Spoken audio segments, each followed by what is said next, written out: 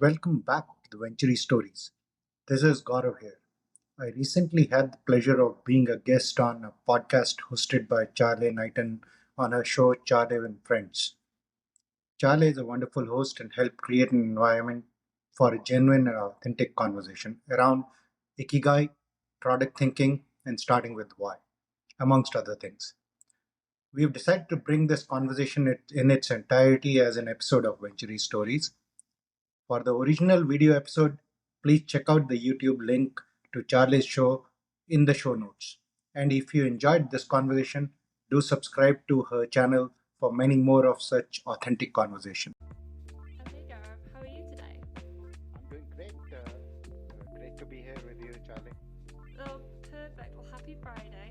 Now, the question that I ask everybody is, how do you like your coffee in the morning? So I have become a coffee drinker over the last few years. Before that, I wasn't that big a coffee drinker. And given that I was more a tea drinker coming from the Indian subcontinent, chai, I like my coffee still with milk.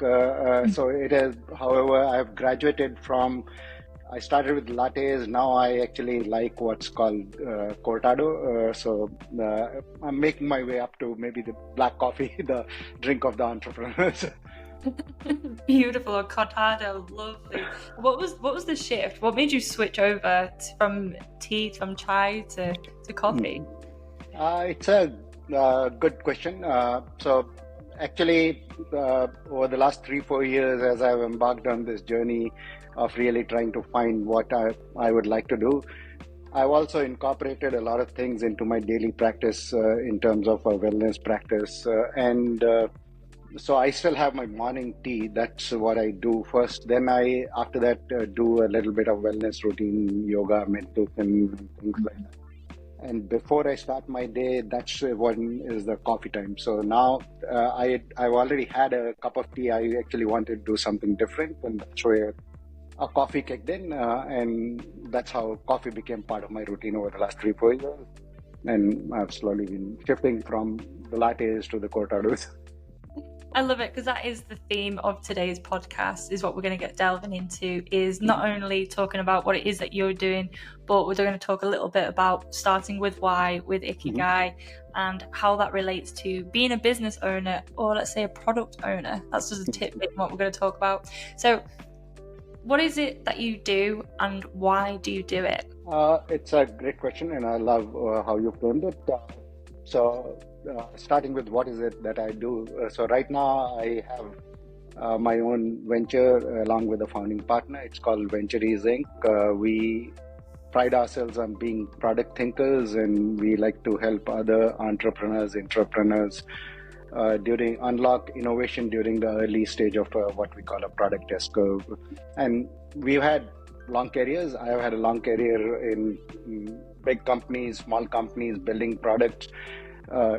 Started off as an engineer, then got into the product management side of things, and really loved the innovation phase of a product journey. So now decided that it's time to really help others who may not have had the experiences, both good and bad. We know what to do in terms of the product test curve, as well as what not to do, more importantly. So that's sort of what we do. That's the what part of it. The why is actually a little more personal journey. Would you like me to get into that? Yeah, because today we obviously, thank you for that. Today we're going to go into everything around product thinking and developing innovation around your product. But you have alluded to there, in when you're developing a product, it's always the people behind the product that makes it. So let's start with your story. How did you get to the place that you are now? Yeah, sure. And you're absolutely right. In terms of building a great product, we are big believers of it's the team, the culture, and starting with the why is very important. That's part of one of the frameworks that we have developed for how you would do product market fit. So now coming specifically, we're like drinking our own Kool-Aid in terms of starting with the why. So as I said, I've had a long career in corporate world, a fairly successful career, and was going through the promotions and the corporate dream. I've been in big companies, small companies. The company got acquired by Cisco and then was in Cisco leading product for a business unit for the longest time. So all good, and I'm also a huge sports fan. I've always loved sports, team sports, as well as sports like tennis, and I run. So back in 2020, just before COVID, I actually had a sort of life-changing event. I suffered a stroke, and yeah, I'm fitter than I've ever been in my life now. That shifted the perspective, and as I alluded, I've incorporated some wellness practices and things like that. It started with very basic physical therapy, OT and all that, for me to train my brain back to relearn very simple things like walking. However, now it has become proper fitness practice, strength building, running, yoga, meditation, all of that. And that's why I believe I'm fitter than I've ever been. So that was once that incident happened, that really made me kind of embark on an inward journey on, okay, what am I doing here? And then COVID happened, the world stopped, everything around the world changed. So for me, those two things gave me a lot of perspective, and starting to wonder. Earlier, I used to be kind of the typical type A personality who believed that I control a lot of things, but here I could barely walk. The world had sort of stopped. So I didn't control anything. That's what made me realize that. So I really turned inwards and came across this concept of Ikigai, which, if for people who don't know, it's about what you are really passionate about, what you are good at, and what the world needs. And the fourth quadrant is what you can be paid for. So far I had had my career defined me typically in terms of what I get paid for. That was what I was defined by. Sports, which I was very passionate about, was a separate thing. And I was very good at leadership and product. And then through some introspection and all of that, launched this venture last year, which is focused on helping other entrepreneurs with product thinking, which is what me and my founding partner, we are really good at. We are both huge sports fans, so we actually incorporate lessons from sports and team sports into building great products. And we even have a podcast called Venture Stories, where we very regularly talk about things like business is nothing but a team sport and how you can apply lessons from sports into business and building great products. I mean, first and foremost, I'm glad that you are the fittest and healthiest, that you've ever been.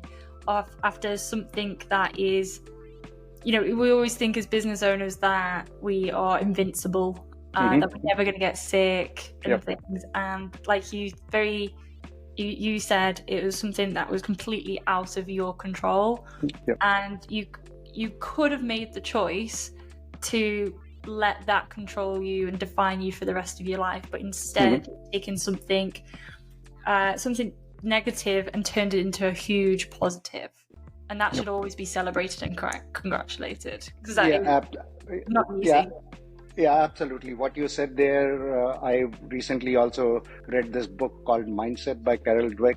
For those who haven't read it, it is a great book. And what you just said there, embracing the negatives and viewing failures as an opportunity to learn, that's actually a very huge mindset shift. And I think for any entrepreneur, because failure and roadblocks, obstacles are going to be in the path of every entrepreneur.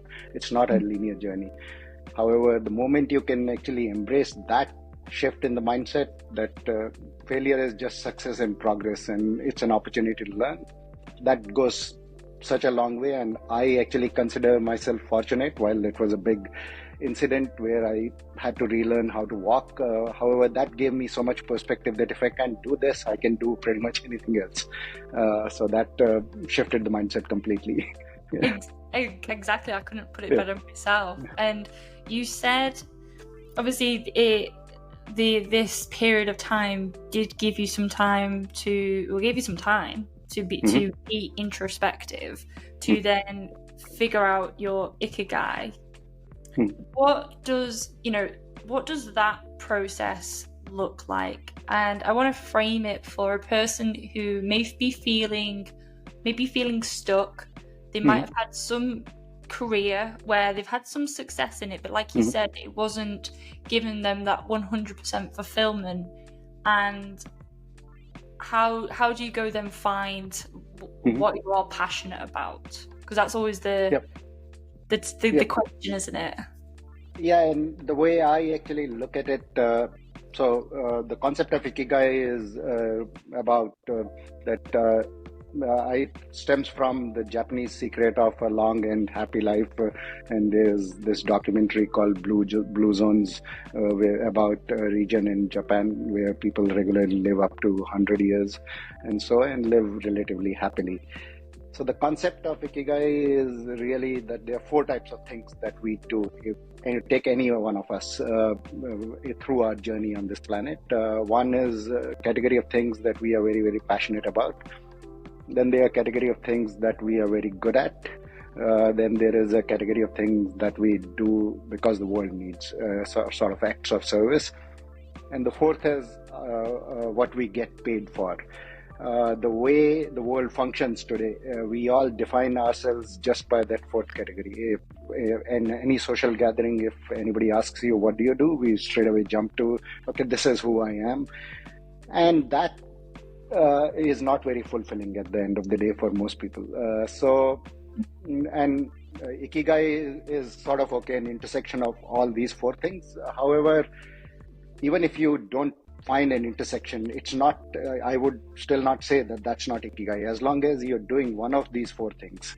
That's the concept of when people think, okay, you're retired. You're actually not really retired. As long as you're doing things that you're passionate about, you're doing things that you're good at, you're doing acts of service, you're not really retired.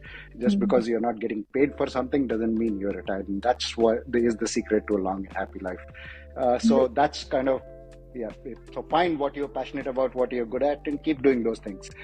And I love that you mentioned that situation where you go to a wedding or you're networking, you're going through an interaction with a new person, and they say, oh, what is it that you do, as a way to identify you and define you. And it was actually Heath Ledger that came out with the really infamous quote where he would actively not ask that question. And instead he would go and ask, are you happy? Which, for a lot of people's defense mechanisms, that's quite hard hitting.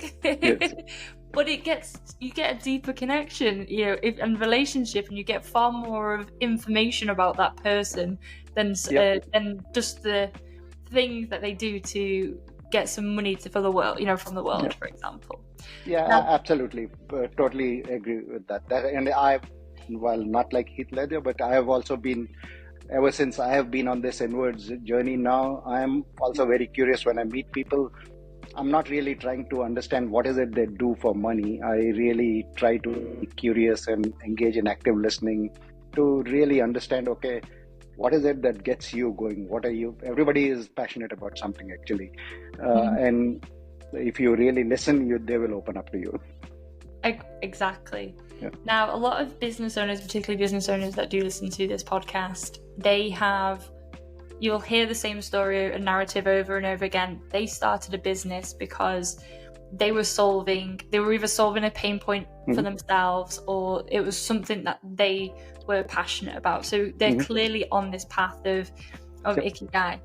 But when then, there's one thing of being passionate and being good at certain things, but then how does this then relate to products?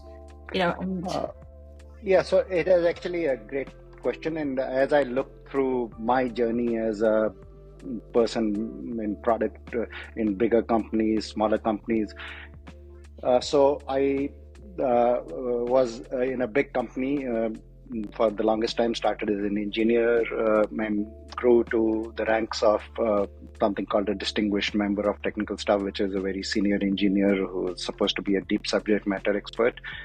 But that's when this thing of, okay, why do we do things that we are doing? I was very comfortable doing anything in terms of the technical side of it.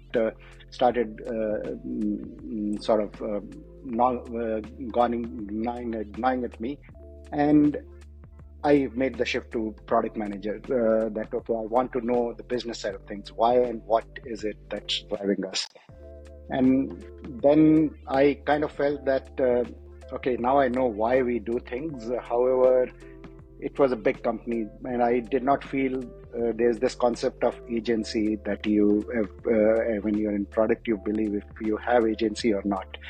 So I felt I don't really have the agency here to, I know why we are doing it, but to really make an impact. And I went into a smaller company. I had a blast. We were in the midst of the 4G LTE broadband revolution happening at that time.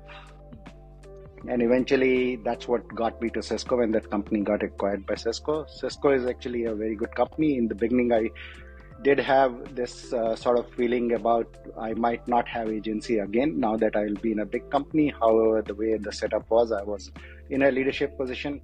I had a lot of agency being a leader for this particular line of business.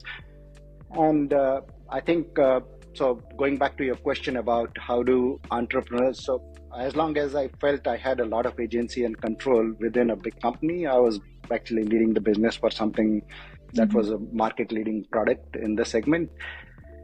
Eventually, I felt like I maybe did not have enough of an agency. I was passionate about doing certain things. I loved the products that we were working on. And one thing that I would advise for all entrepreneurs, that's actually why people do what they're, entrepreneurship is about trying to claim agency, because you're doing something that you are truly passionate. It's a problem you want to solve for yourself or for customers. So that naturally lends very well to you're going to be passionate about it. You have full control over what you're doing in a way. That's why you have gone down the path of entrepreneurship. So the first part of it, that something that you were passionate about, and typically you've taken up a problem because you're very good at it. So you kind of solved half of the Ikigai equation right there, that you have a lot of agency over this. You're doing it because you are passionate. There's something likely you're very good at. But yeah, stay true to why you're doing it, and the rest will fall in place. Well, that leads me quite nicely, because you mentioned something there that when a business owner is developing or innovating a problem, they're solving a problem for themselves. But then you just phrased it as, you're solving a problem for your customers. Mm-hmm. So there's one thing solving something for yourself and then solving something for your customers. So, you got a customer-centric approach. Mm-hmm. But what would you say is the number one trap that they could fall into when they are trying to do this problem-solving solution? Yep. Yeah, that's actually something. So what we talk about on our podcast as well as in our business about product thinking. So typically in tech world, that's those are the entrepreneurs we are helping, and that's what we have worked with over the course of our careers. A common trap is that you fall common trap that you fall for is that you're too much vested in the technology, and then it becomes a solution looking for a problem, and that's very common. You for example, right now everybody's talking about Gen AI. You may have figured out something cool with Gen AI, and you're like, okay, I'm going to build this particular thing, and then go start talking to customers about I built this. However, the trick really is listen to the customers. What are their pain points, and solve their problems. Start with the why that is behind their emotional needs. And then in that process, your technology may need to actually be iterated over and redone completely. But that's okay. Don't get too attached to the solution. Start with the why, start with the problem, and then you are actually bound to build great products as long as you're clearly passionate. You are a business owner, you're passionate about building something. So that's part of the framework that we have developed for product market fit. Product market fit is actually an overabused term. There are lots of frameworks which exist out there, and they're all actually great, and a lot of them talk about something similar. However, based on our experience and what we bring to the table, it is always about take the customer-centric approach. Don't get too attached to the solution. Listen to the customer. Then, eventually you will be able to build the great product. It may not be the technology that you started with. You may have to adopt some of the technology, but that's fine. And you said, I want to get into this framework, but first is it does get battered around where that phrase, I'm gonna listen to your customers, but that's sometimes easier said than done. Very very easy. And how, two-part question. Part one, how do you go about listening to your customers? And two, how do you know if you're not listening to your customers? Because you might be saying, yes, I listen to my customers, of course I listen to them. But what are those symptoms in your business which indicates that you're not listening to your customers? Great questions. So the first part on how to listen to the customers. So listening to the customers, of course, normally anytime you will be having conversations with the customers on a regular basis, and customers will tell you a lot of things.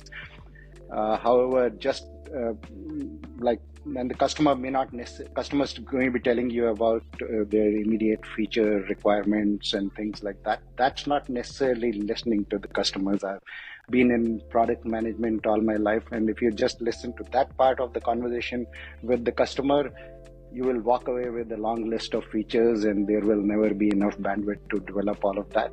And that's the classic feature trap, that you keep building more and more small tweaks to your existing product. That's not innovation. You have to really listen to the why behind the customer. There is a famous quote by Henry Ford that he says, if I had just listened to my customers, I would have built a faster horse, not an automobile. But he was clearly listening to the customers, that they want to go faster from point A to point B. So solve for that bigger problem. It's actually a trick called maybe nested whys. Ask the why 5 to 7 times, and then you'll get to the core why of why you need to do it. That is the trick to really listening to what is the underlying problem behind what the customer wants to do. And that almost always works if you do this nested why. Yeah, and I have a great story on this as well. Is from actually Steve Jobs. He would always come up when it comes with technology. And when they released the iPhone, they got such criticism, or the developer of it, that it didn't have a stylus on it. It didn't have a keypad on it, because the business users couldn't do email on it. And if he had listened to that criticism, he would have still been building a keypad or a stylus for that time, when actually his journey to creating the iPhone was he was building computers, and he just didn't want to have a computer that was clunky. He wanted a tablet where he could type on the tablet instead of having a keyboard. So their innovation journey, they were innovating the tablet first, and they created the tablet first before they created the phone. But because they did a different route of him trying to solve his problem of making things easy to use, they ended up coming out with a product that completely revolutionized the phone industry. And then the tablet came out like 2 years later. Absolutely. Steve Jobs is one of our favorite innovators that we talk about, and we actually talk about in the context of Steve Jobs. Apple clearly builds great products. However, it's not just about technology behind the product. It is actually the way the products appeal to the customer. So that is really the secret of it. It's not just the tech. From a tech perspective, I was at Motorola. Actually, Motorola had built the first phone. At that time, they had worked with Apple also. The first phone with music back then was built before the iPhone came out. However, didn't really achieve much versus the iPhone changed the game completely. So it was about not just the tech, but how you are hitting those key pain points and the whys of the customer, which clearly, as you said, Steve Jobs and Apple did a great job of that, and the rest is history, as they say. Exactly, and I think you really exemplified that. So tell me more about your framework. Take me through your framework that business owners can also follow in your footsteps. So we've got we've got a couple of frameworks. I'll touch upon the product market fit framework, which is the one that is most helpful for entrepreneurs or intrapreneurs, as we like to call them, innovators in a big company. And the main idea behind this framework is we are big fans of everything in terms of 4 quadrants. Most people, business-oriented people, are. This one is called PM squared for product market fit. So start with the purpose, start with the why. The first question that you are starting with, it should be about your why. Why does your venture exist? And really drill into it. And why is it you? Why now? All of those questions, start with that. The second part is the second P, which is the product or the problem that you are trying to solve. It is sort of the what question. And then you get into the market, which of course do your TAM, SAM, SOM, all of those analysis. That's the and data oriented part of it. Beyond the data, through all of this, as you're going from the purpose, the product, or the problem, and getting to the market, start thinking of it as a narrative story. People love stories. Human beings, at the end of the day, love stories. So don't just throw a bunch of numbers about market opportunity and don't lead with that. Start building the story. Start with the purpose, product, market, and by then, if you've really honed in on the why, you're starting to build a narrative. And then, of course, the last part, since you're a business owner, it is all about making money. So the last M is money. How does the money, who pays whom? It should be very clear. If you're solving a customer problem in terms of, okay, how the customer pays who pays who, all of that should be very clear. You should have a business plan. That's all part of the money. However, all of that should also really follow through based on what we call organizational narrative based on purpose, product, market, money. So that's the framework. Perfect. And what is, again, I'm always looking for the symptoms. So I believe anything we do, when we approach things, we don't necessarily get it right the first time, and that's okay. Yep. There's a reason why we say we do draft 1 and draft 2 and draft 3, because the first time around is literally just to kind of even just get the idea out onto paper. Yep. So using kind of this framework, how can you iterate it so that you create the product that is going to be perfect for market fit? And then how do you know that through all of these iterations, it's you're, I don't want to say complete, but near complete, or ready for market, and know it's good, basically, it's kosher? Yeah, so one of the other things that guides everything that we do is this idea of product thinking. And the product thinking at a high level is, okay, have a customer-centric approach, always be focused on business value, and an iterative approach to do this. So any of the frameworks that we use, it's not just one linear journey that start with purpose, product, market, money. It's keep iterating. And with every iteration, you'll get closer. So that's why starting with the purpose is important. That's what establishes your North Star. So that you are likely, if you find yourself iterating a purpose every single time, something's probably wrong. You really need to have a very clear purpose, starting with the why. Once you establish that, the rest of it, actually, you can keep iterating, refining, and there will be maybe an initial prototype, then a minimal viable product, then a minimum sellable product, then some first beta iteration of a product, and eventually you will have a product that people actually are ready to pay money to you for. That's kind of when you know that.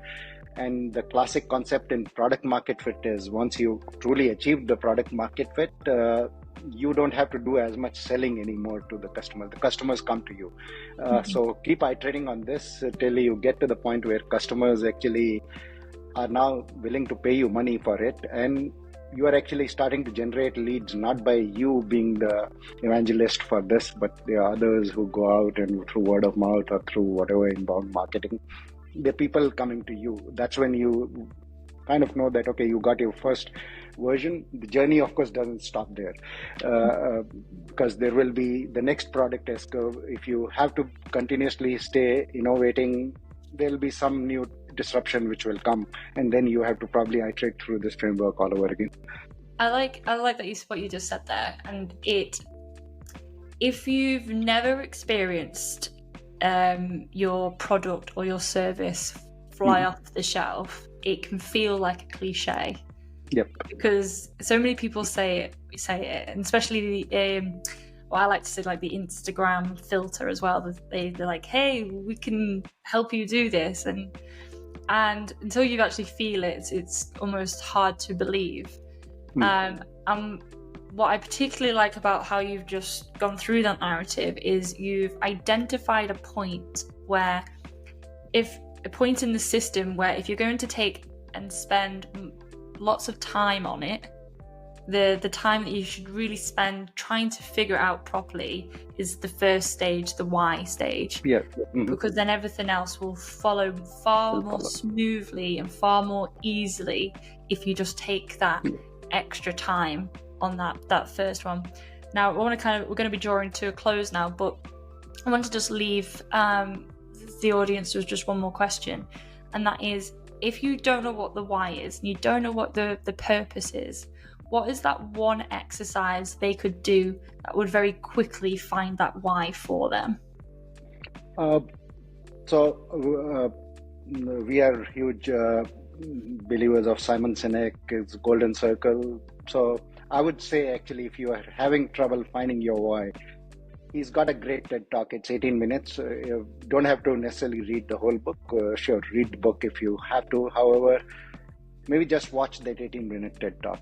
That itself will spark some ideas in you in terms of the way he goes about with the golden circle of why, what, how, and uses an example of Apple selling this versus somebody else. That will spark some thoughts in you on what type of questions you need to be asking yourself on discovering that why. Yeah, absolutely. Simon Sinek is my favorite. Yeah. He put a post out, again, I follow him.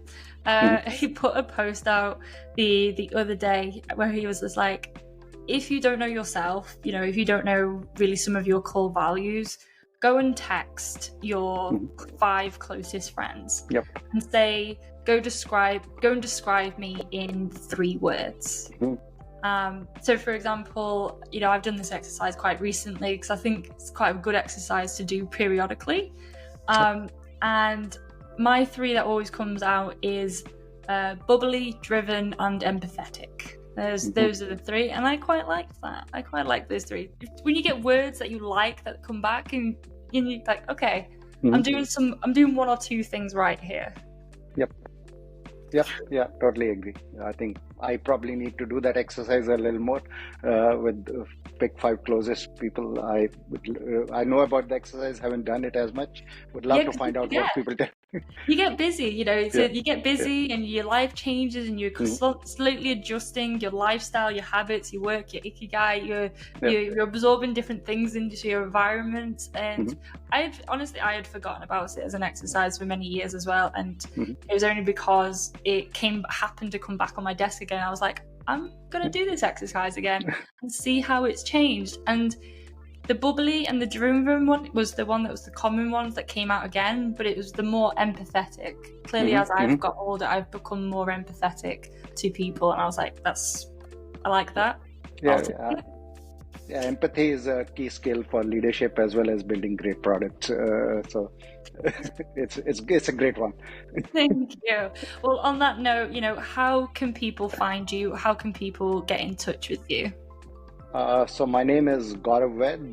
LinkedIn is probably look me up on LinkedIn. Happy to connect with anybody. And our website is ventureasing.com, where we share some of these frameworks.